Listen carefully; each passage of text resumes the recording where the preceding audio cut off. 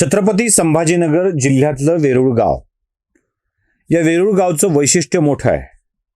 एक, इथे 12 ज्योतिर्लिंगाच्या पैकी घृष्णेश्वराचं अधिष्ठान आहे. त्यामुळं हे वेरूळ देवाचं आहे. इथे कैलास लेण्यासारखं अप्रतिम शिल्प आहे. जैन लेणी आहेत, बौद्ध लेणी आहेत. त्यामुळं संभाजीनगरच्या जवळ असल्यामुळं अनेक पर्यटकांच्यासाठी हे जाणीवपूर्वक भेटीचं ठिकाण आणि तसं गजबजलेलं. या वेरूळची ओळख यासाठी करून दिली की याच देवाच्या वेरूळमध्ये देवाच्या पोलिसाकडून एक दानवी कृत्य घडलंय. काय झालंय? सुरेश बोरसे नावाचे एक शिक्षक. हे सुरेश बोरसे आपल्या घरी निवांत बसलेले होते. घरात पाहुणे आलेत, पाहुण्यांची लेकरं आलीत आणि या लेकरांना आईस्क्रीम खायचं आहे. बोरसेंना मागच्या 2 दिवसापासून सर्दी ताप होता आणि त्याचंही औषध आणायचं राहिलेलं होतं. रात्रीच्या वेळेला 11-11:30च्या वेळेला साधारण ती वेळ असावी.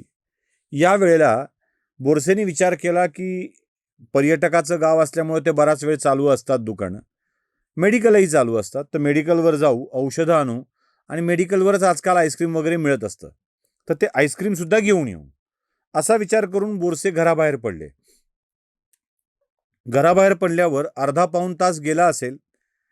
त्यानंतर त्यांच्या घरी थेट फोन आला की सुरेश बोरसेंना काही माणसं गाडीत घेऊन प्रचंड मारतायत आणि ते वाचवा वाचवाचा घोषा त्यांनी लावलाय. ताबडतोब जाण त्यांना सोडवा. 2 तरण्या ताठ्या मुली घरातल्या, त्यांची बायको धावत पळत त्या मुख्य रस्त्यावर आले. मुख्य रस्त्यावर एका काळ्या स्कॉर्पिओ गाडीमध्ये त्यांना पोलीस मारत होते. लोक मारत होते, माफ करा, पोलीस शब्द मी नंतर वापरतोय.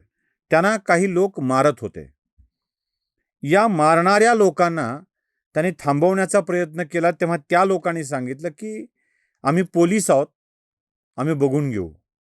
काळ्या रंगाची खाजगी स्कॉर्पिओ गाडी, त्यात बसलेली लोक स्वतःला पोलीस म्हणत होती आणि ते मारायचं थांबवत नव्हते. शेवटी आम्ही बघून घेऊ असं सांगून त्यांनी खाली ढकललं आणि त्या मायलेकींनी मिळून त्या माणसाला वाचवण्याच्या प्रयत्नात मला वाचवा, मला वाचवा असा ते आवाज देत होते आणि तेवढ्या वेळातच तिथे बेशुद्ध होऊन पडले. पुढे ग्रामस्थांच्या मदतीनं दवाखान्यात नेलं. ते मेल्याचं कळलं आणि एकच हंबरडा फोडला गेला. पुढे याच वेरूळामध्ये दुसऱ्या दिवशी गुरुवारी एक मोठं आंदोलन देखील झालं. रास्ता रोको करण्यात आला आणि दोषींवर कारवाई करावी अशी मागणी झाली. दोषी कोण होते? तर दोषी पोलीस होते असं म्हणणं आहे. कुठले पोलीस? वैजापूर तालुक्यातले पोलीस. वैजापूर तालुक्यातले पोलीस वेरूळला काय करायला आले होते? हा खुलताबाद तालुका, तो वैजापूर तालुका. वेरूळला काय करायला आले होते? तर तिथे एक कथानक आहे. वैजापूर तालुक्यातलं धोंदल गाव. या धोंदल गावामध्ये 2 व्यक्तींच्या मध्ये संपत्तीच्या वादावरून मारामारी झाली, एकाच घरातली. 307 म्हणजे जीवे मारण्याच्या प्रयत्नाचं कलम लावून गुन्हा दाखल झाला.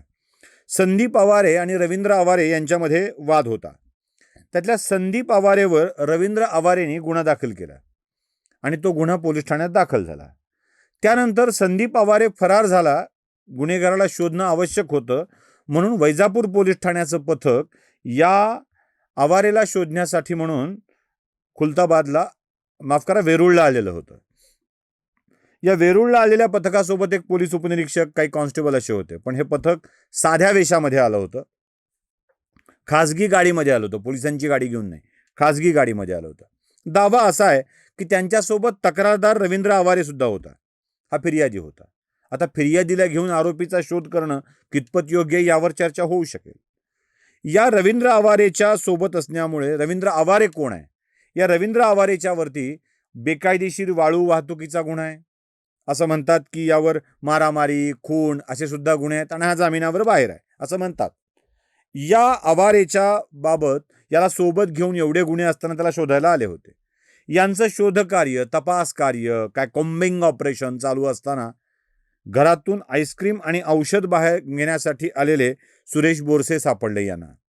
आणि बोरसेंनी हे काय चाललंय, कोण आहे, शिक्षक माणूस आहे, काय चाललंय, कोण आहे, का करताय, का बोलताय, अशा स्वरूपाची चौकशी केली. चौकशी केल्याबरोबर बोरसेंना या लोकांनी तुला काय करायचं आहे? तो म्हणला अहो विचारतोय मी काय चाललंय ते, आणि गाडीत घेऊन मारायला सुरुवात केली. याच मारहाणीत हृदयक्रिया बंद पडून बोरसेचा मृत्यू झाला. आता हा मृत्यू पोलिसांच्या मारहाणीत झालाय म्हणून वेरुळकर संतापले आणि संतापलेल्या वेरुळकरांनी तिथे रास्ता रोको केला. काही राजकारणी आले, त्यांनी यात मध्यस्थी केली. पोलीस अधिकाऱ्यांनी यात सांगितले की आम्ही योग्य तपास करू. माझा एक प्रश्न आहे, हा सुरेश बोरसे नावाच्या मयत शिक्षकाच्या वरती कोणता गुन्हा दाखल होता का? चौकशी करणे ही मारहाण करण्यासारखी गोष्ट आहे का?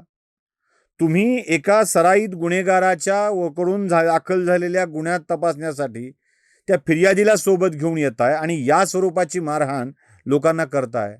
कसं जगतील लोक? देवाभाऊ, आपले पोलीस दानवे भाऊंचे पोलीस झालेत का? म्हणजे राक्षसी वृत्ती त्यांच्यामध्ये आली आहे का? हा विचार करण्याची आवश्यकता आहे. हे जे कोणी पोलीस अधिकारी आहेत ना, ज्यांनी मारलंय, अधिकाऱ्यांनी मारलंय, कर्मचाऱ्यांनी मारलंय का कोण मारलंय, हे जरा स्पष्ट होण्याची गरज आहे. अज्ञात लोकांवर गुन्हा दाखल करून जमणार नाही. पोलिसांच्या मध्ये हे धैर्य आलं असेल तर ते या व्यवस्थेला बदनाम करण्यासाठी आलं आहे का, हा प्रश्न उपस्थित होतोच. आणि देवाभाऊ, अजून एक, छत्रपती संभाजीनगर, पुणे इथल्या पोलिसांचे प्रमुख तुमचंच जास्त नुकसान करतायत, तुमचीच जास्त बदनामी करतायत. तेव्हा बघा, जमलं तर सावरा. नमस्कार.